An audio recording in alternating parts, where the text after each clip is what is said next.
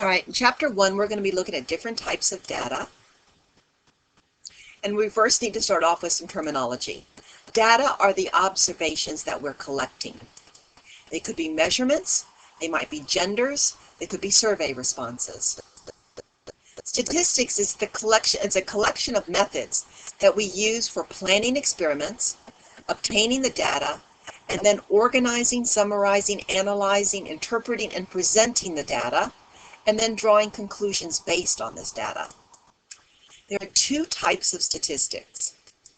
Descriptive statistics are methods and procedures that we use to describe a particular data set.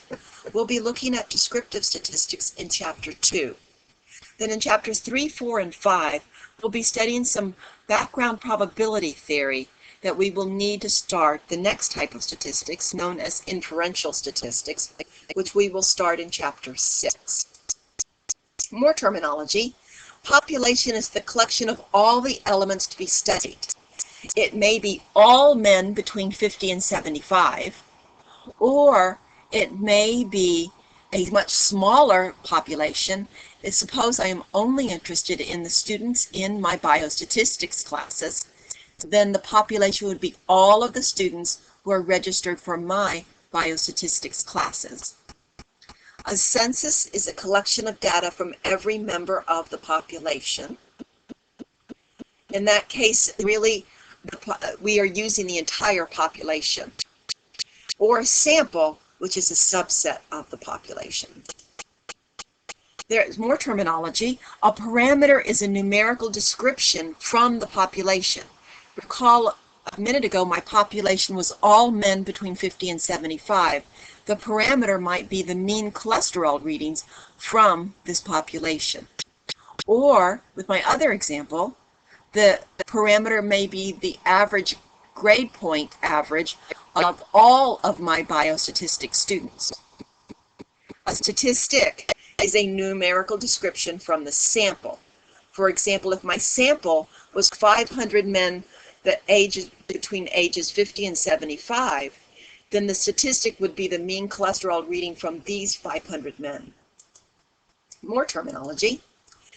There are two types of data. The first one's known as quantitative data, and this consists of numbers which represent counts or measurements. If we are counting our data or measuring our data, it is quantitative data. For example, it may be the number of left-handed people. The other type of data is known as qualitative data, sometimes also called categorical data. And this is data that can be separated into different categories or labels. And they're distinguished by some non-numeric characteristic. Be careful though, some qualitative data is non-numeric, but includes a number. Examples of this might be your Social Security number. Your Social Security number is a set of numbers, but it stands for a label, not numeric. For qualitative data could be categories such as religion or gender. So true or false? The gender of diabetes patients is quantitative data. Think about this for a minute. And the answer is false, because gender is a category, thus it is qualitative data. There's two types of quantitative data. Discrete data, which can only take on finite or countable numbers of values.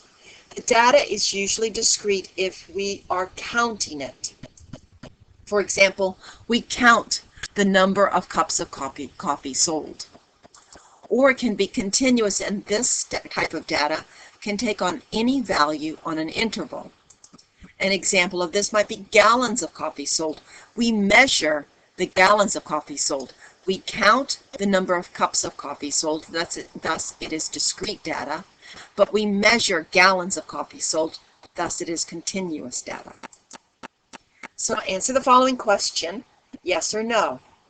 The amount of rain in a month is discrete. Think about it for a minute. The answer is no, because the amount of rain would be measured, thus it's continuous. How about the number of days with rain in a month? Think about it for a minute. This answer is yes, because we count the number of days. There are different types of level of measurements.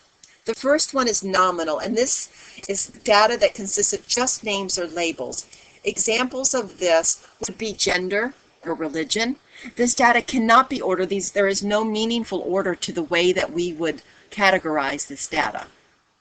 Gender, religion, etc. are types of nominal data because there's no meaningful ordering to gender or religion.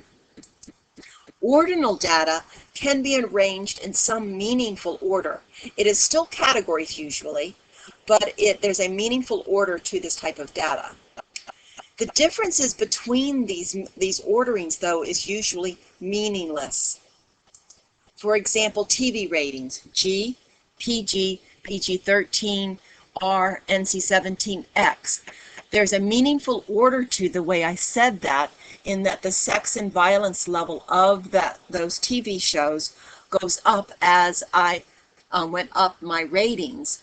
But the amount of sex and violence, there's not a meaningful difference between the amount of sex and violence between G and PG-13 or between PG-13 and R. The next type of measurement is interval. In this case, the difference between the values is meaningful, but the data does not have a natural 0 point. The classic example is temperature. We can definitely calculate the difference between the temperature being 50 degrees out one day and 60 degrees out the second day. There is a 10-degree increase in the temperature, but 0 does not indicate a lack of temperature or that there is no temperature outside. In fact, 0 degrees is a very cold temperature. Ratio, though, is just like interval data, except that the 0 does mean none. It is the starting point. For example, if I'm looking at the amount of rain and I have 0 amount of rain, that means there was no rain that day. There are different types of experiments. The first one is a voluntary response sample. In this case, the respondents include themselves in our sample. This is not usually preferred because people volunteer for different reasons, and sometimes when you use a voluntary method to select your sample, you are eliminating certain people of certain different segments of your population. Then there's an observational study. In an observational study, we simply observe and measure characteristics. We do not mess with our sample at all. For example, Jane Goodall, when she studied gorillas, she strictly observed them. She did not manipulate their environment at all. And in an observational study, we never modify the subject being studied. In an experiment, though, we do apply a treatment and observe its effect. For example, we may be looking at whether eating oatmeal daily reduces cholesterol readings. So we are actually applying the treatment. We're making the people eat oatmeal and then observing its effect. There are clinical trials. In a clinical trial, that's a very well-planned experiment, and we will have two groups. The treatment group, in which we are applying the treatment, and the control group.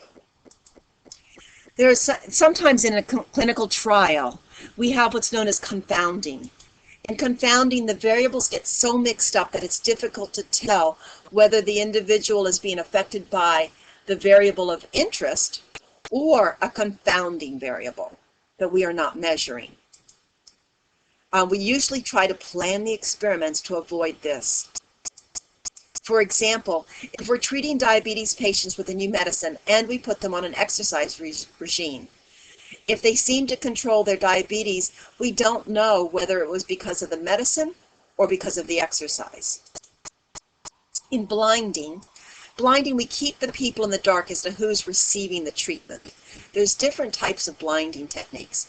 The first one, single blind, the subjects do not know whether they are in the control group or whether they are in the treatment group.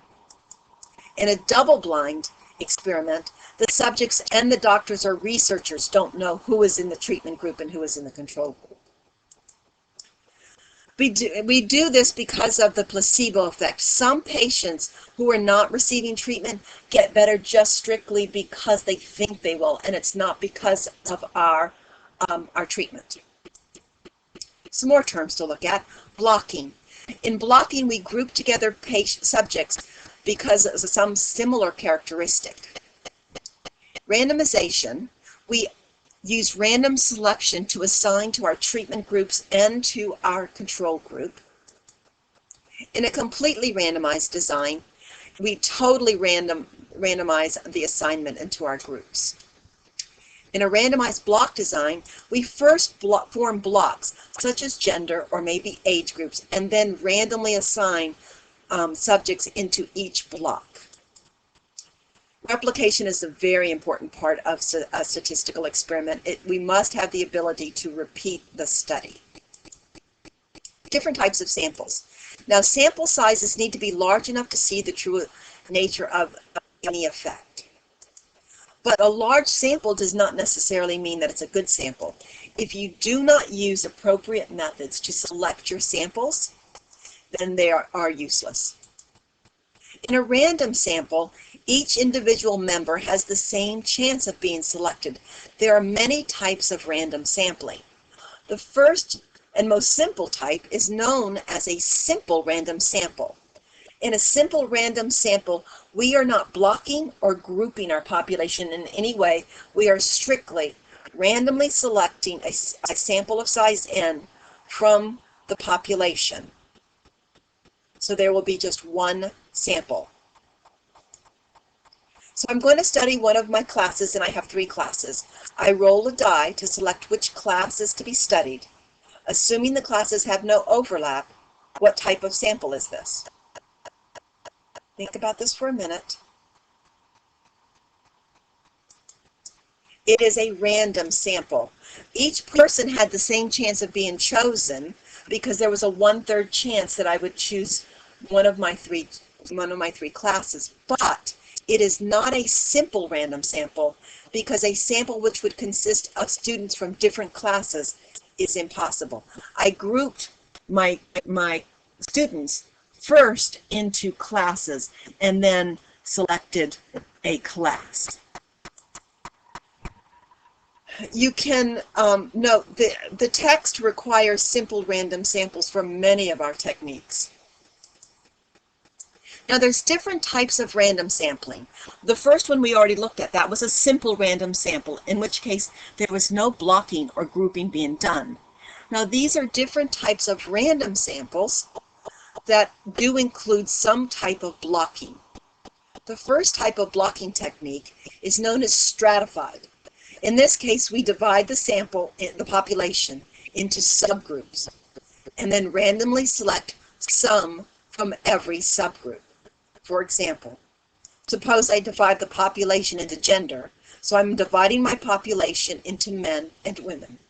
And I randomly select some men, 50 men, and some women, 60 women. So in this case, you randomly divide into subgroups, and you select some from every subgroup. The next type is known as cluster sampling. In this case, we divide the population into subgroups and randomly select some subgroups. The sample then consists of all the members of the randomly selected subgroups. The example I gave you before with your question, when I first grouped into my 3 classes, then I randomly selected a class. That was a cluster sample. Another example, suppose I have 20 biostatistics classes. I randomly select 5 of them, and then my sample consists of all the students in these 5 selected biostatistics classes. The next one is a systematic sampling. In this way, first we need to order our population in some meaningful way, then randomly select a starting point and select every kth member for the sample. So suppose a hospital orders all of their patients numerically using their patient number, then randomly selects the number 9. That means that I will be starting with the 9th patient in the ordered population and choosing every 9th patient after that in its ordered patient list. Sampling error. Sampling error is impossible to control. That would be the difference between our sample result and the true population result. No matter how good we take a sample, there will always be some sampling error. But non-sampling error we can control, and that occurs when the sample data is incorrectly collected, recorded, or analyzed. Okay, that is the end of Chapter 1. You can now go to the assigned problems from the textbook, answer the questions, and then send your answers to me. There's also Minitab Lab 1, which is going to give you some procedures on actually how to use Minitab, how to enter data, how to find some results from this data. So go to your Minitab Lab book, look at Lab 1, read the procedures on how to use Minitab, then download the Minitab Lab that's on the portal. The questions in the lab are slightly different than the ones in the book. So use the labs that I have uploaded to the portal. Download Lab 1, either type in your answers or print out or handwrite your answers in and send them to me, and that will be the end of Chapter 1.